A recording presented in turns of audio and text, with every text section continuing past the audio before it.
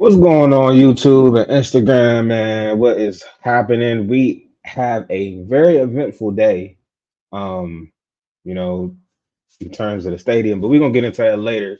Some on my shirt. What is that?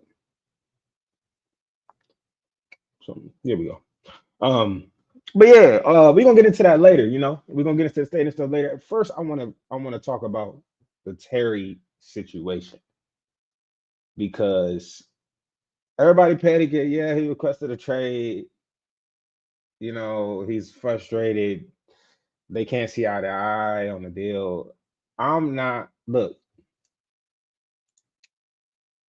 I'm not worried. I'm not worried. Like, I'm really not like in my mind. Like, yes, he requested a trade. Does he want to be here? 100%. Does Adam Peters and the organization want to keep him here? 100%. Like, this is the thing. Going anywhere. That's what we got to understand. He could be the this is what you got to understand with this whole situation because he could be the most angriest person in the world, but he's still under contract for another year. And then after this year, the team has the opportunity, if they wanted to. And then after that year, if they wanted to, they could franchise tag him again. So if they wanted to, he could be playing for us at least another 3 seasons. So Terry has no leverage in this whole situation. That's why he's doing all of this because he knows the team isn't going to trade him. Um, he has to do all of this to get the most money that he can possibly get. That's the whole point. And I know a lot of numbers that came out. He wants 35, 36 million, and the teams offer him 25, 26 million. So they're looks like they started out. I don't know where they are at now, but it looks like they started out 10 million apart. We don't we at the end of the day, we don't know. We're not in those meetings. We don't have all the wherewithal. We don't know exactly what's been offered exactly because we're not there. There was a childhood friend that popped up on Twitter. Um, and I really want to pull this up for y'all too. Um, I don't know if he's actually his childhood friend, but he is a friend of Terry McLaurin. And he did say something about that whole ordeal regarding what was offered and everything. But these are all tactics to get Terry McLaurin paid. That's why he did the Eastern Motors interview. That's why he requested a trade. That's why he did the holding with his agent there, and he stayed and signed all those autographs. This is the only leverage that he has. This is the fans and the media that he can use to try to get this deal done. And both sides want to get it done. He doesn't want to miss time. Like he does not want to miss time, obviously. Um, but at the same time, he want to get paid, man. Dude wants to get paid, and I don't blame him. I definitely don't blame him. I'm trying to find that tweet of his friend, but pretty much what the tweet said was, and I'm paraphrasing, was one of Terry McLaurin's friends. Only he was talking about the whole situation, and he pretty much dropped the price. 25 mil is crazy. Um, and that is kind of messy because if that is Terry's friend, he out here like leaking exactly what was offered, and now we got fans like mad at AP because they AP only offered 25 million, yada yada yada. Like that's at a price he's gonna be turning out. He has a really good year and 30 plus in age.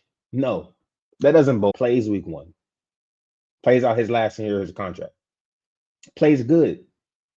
Let's say he sits out all the training camp, all of preseason, gets to week one, finally plays. He think he's going to get 30 plus million. So you see where I'm going with this area at all. So that's per year. I don't know how much guaranteed money, but if I was there years, I would give really what you worry about is the guaranteed money, right? You want to know how much exactly you're going to be making this year, regardless of the things you get. Like if I get over 10 touchdowns, or if I get this many yards, or if I make this many plays in the postseason. You really care about the guaranteed money, right? So this is why I don't understand really why they can't get a deal done. You can give him a $34 million deal a year, but you can set it up in a way that's team friendly. That's the whole thing. You could give him a $34 million deal a year, but again, you can set it up. You can give him 2 years. You can give him three. Like you can set it up. Like if you, I just don't get it because we can set this up to a way to make this make sense. You can give him a 20. You can give him a $28 million deal and guarantee a whole rack of that money just to make Terry happy. What does Terry want? You can make. Does he want a lot of guaranteed money? Does he want more than 3 years? Like that's the whole thing. Like, but at the end of the day, Terry is the one that's probably going to fold first because he's not going to want to sit out a whole year at the age of 30. Same with Trey Hendrickson's situation. Trey Hendrickson isn't sitting out a whole year at his big age of contracts. You sit out, we still have a chance to win games all season. You're not getting anything close to 30 plus a mil a year. You're just not. It's just not. That's just not what's about to happen. So get a deal done, he's going to end up playing on his final year. No team, the teams that are willing to overpay Terry are bad teams. They're bad teams. They're bad teams. And the team has already said multiple times they're not trading Terry because nothing in return is going to make up for Terry. And no team is going to over because they still got to pay Terry, right? No team is going to give up a lot of compensation and then turn around and pay Terry. Like it just doesn't make sense. This does not make sense for him to leave, get traded.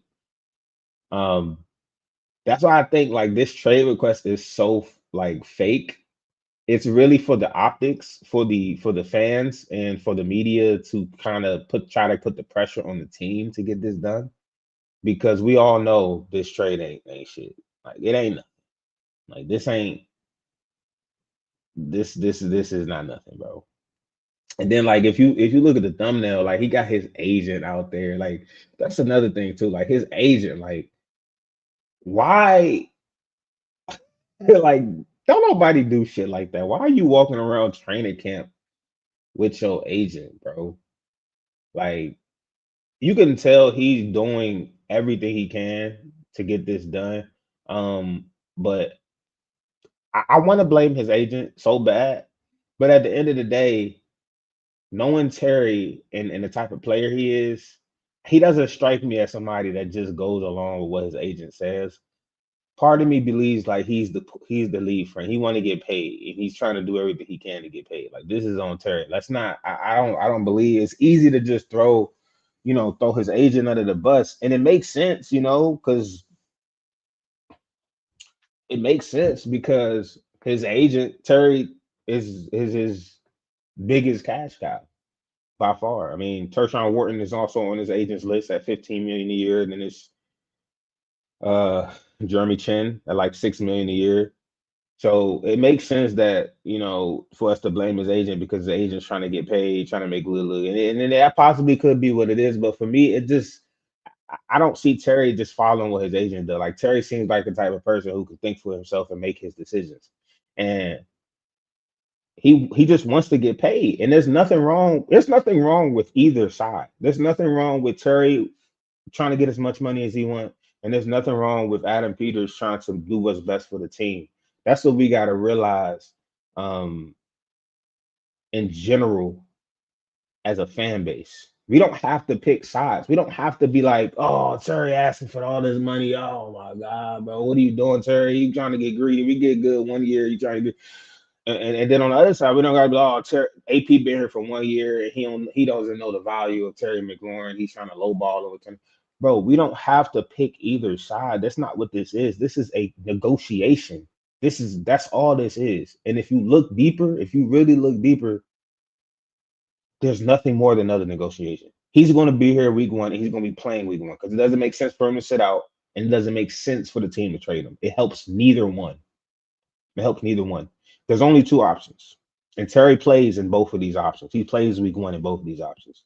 He's either going to play on his current contract, of his final year of his contract, which I don't see. I think is going to be the second option, or they're going to come to an agreement on a new contract, which I think is going to happen before week one of the season. I don't know when it's going to happen, but I know it's going to be before week one of the season. We just seen it last year with Jamar Chase.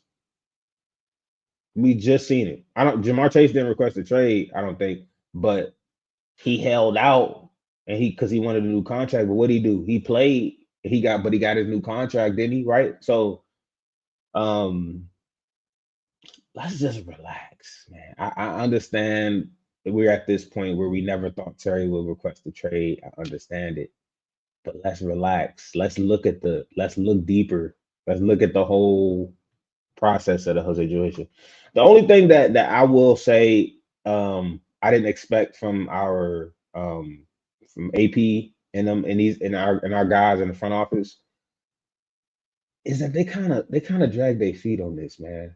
Like we could have been having these conversations way earlier in the year. It feels like instead of waiting till this time. I know they was waiting for contracts like um the Denver Broncos wide receiver. I know they was waiting for Cortland Sutton's. He probably was waiting for Cortland Sutton's contract just to see what he got.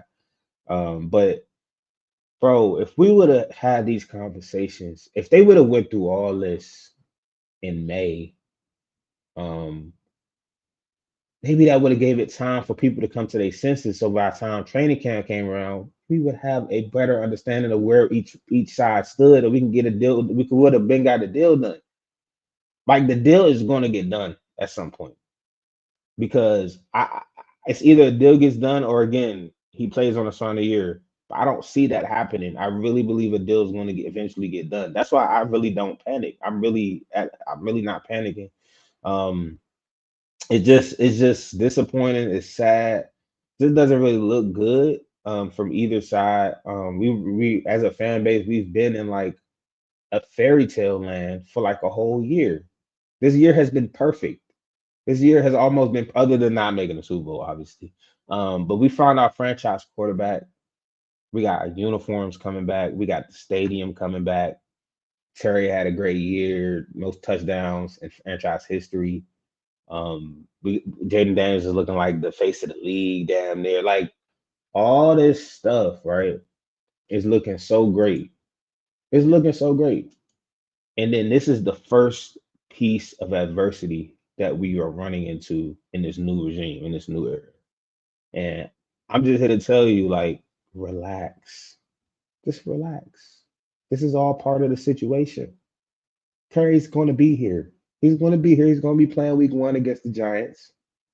We're going to put this behind us. We're like, hey, remember Terry requested the trade because he was trying to get paid? We're going to be all laughing it up, having a good time. But it's going to resolve itself. It's going to work itself out. And I truly, truly believe that. So, yeah, man, let's just relax. Let's just keep just let AP work his magic because at the end of the day, like I said, he's going to do what's best for the team.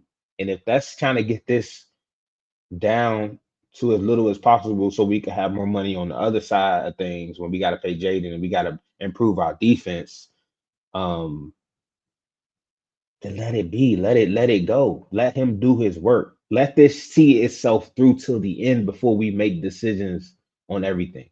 But I understand, man. We are disappointed that it got to this point, but it is what it is, man. It really is what it is. But in other news, though, man, stadium's coming back, man. Stadium is coming back. The DC Council had their vote today. Um, they voted today 9-3 in favor of the stadium coming back to the Washington D.C. RFK Stadium site. This is big news, man, because that location holds so much historic. First of all, we won three Super Bowls there, three with Joe Gibbs. Um, that's how history.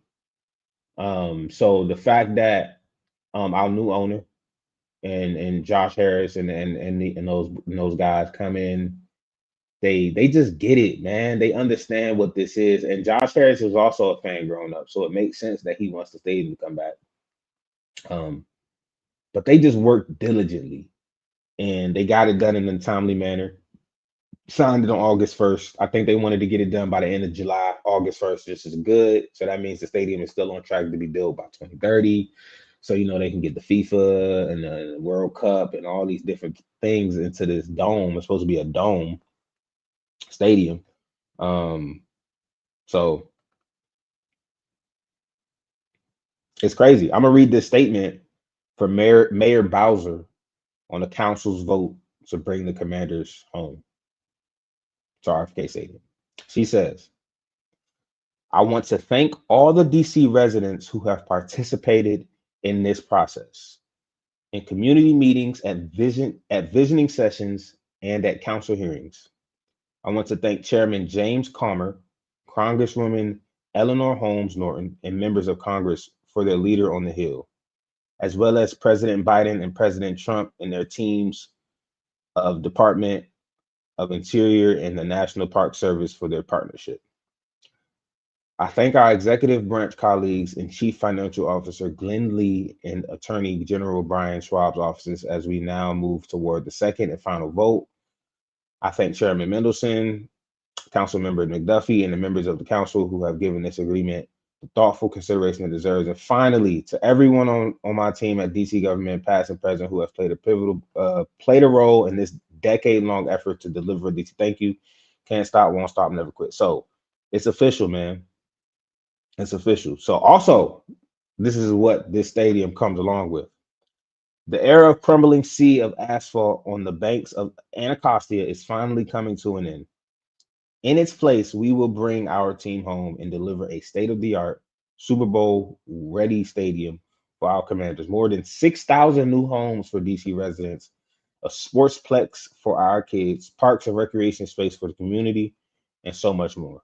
With the Commanders as our partner, we will deliver jobs, opportunity when our city needs them most, and we will build a campus that makes our city proud for generations of Washingtonians to come. So, with the new stadium, it also comes, you know what I'm saying, with new home, sportsplex, different amenities for the whole area.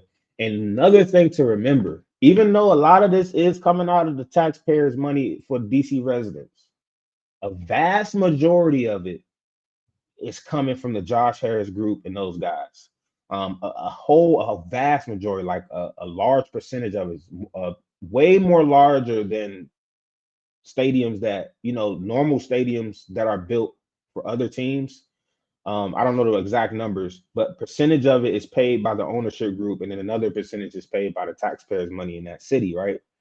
The percentage that Josh Harris is paying is way more than the average that the teams are spending on their stadiums across the league. So he's spending a tremendous amount of his money to spend to build this stadium. But again, it is a lot of the money is coming from taxpayers, but a vast majority of the percentage wise is coming out of the owners. So that tells me that they really want this to go through. I really wanted to go through, even though I'm currently living in North Carolina. I'm just for winning, man. Winning tops everything. If we got to get back to RFK, right, where we won 3 Super Bowls, I'm with it because that's putting us in a position to win 3 more Super Bowls. I'm tired of FedEx. We ain't win shit at FedEx or Northwest Stadium, whatever you want to call it. We ain't win a goddamn thing. So I'm with it. I'm with it. I want a new stadium. Anyways, I want a dome. Anyways, our quarterback is from California. He don't need to be playing in the cold. Give us a dome.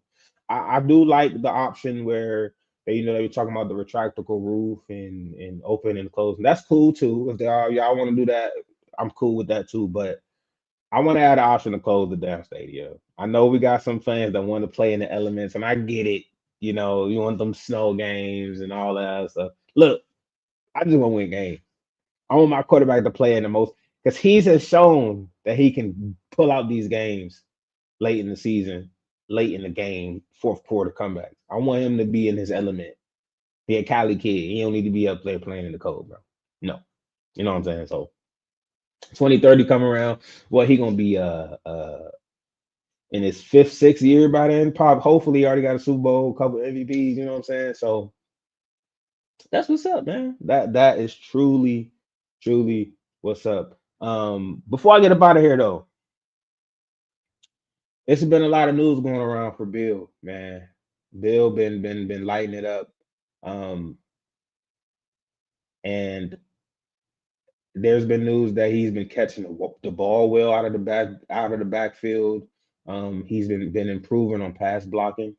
And if all this is true, I'm telling y'all, man, we can expect to see him sooner rather than later this season.